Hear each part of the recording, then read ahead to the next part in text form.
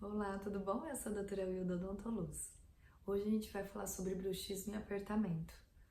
Ah, doutora, eu ranjo ou aperto os dentes, só de vez em quando.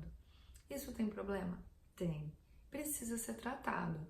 O bruxismo e o apertamento é uma doença do sono. No caso, para tratar a causa, deveria entrar em contato com um especialista da área.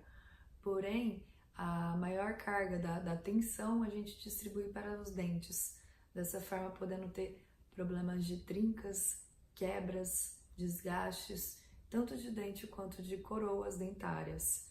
Então, gente, é uma coisa bem séria, fora a musculatura da gente, que acaba ficando muito tensionada, causando muita dor de cabeça. Existe tratamento para isso, pelo menos para aliviar essas causas, essas consequências, que seriam a plaquinha miorrelaxante ou a aplicação de toxina botulínica nos músculos de mastigação, na qual os dois são muito eficientes.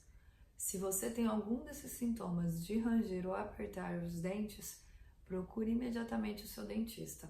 Não deixe isso para depois, que é muito sério e precisa ser tratado. Um beijo para você!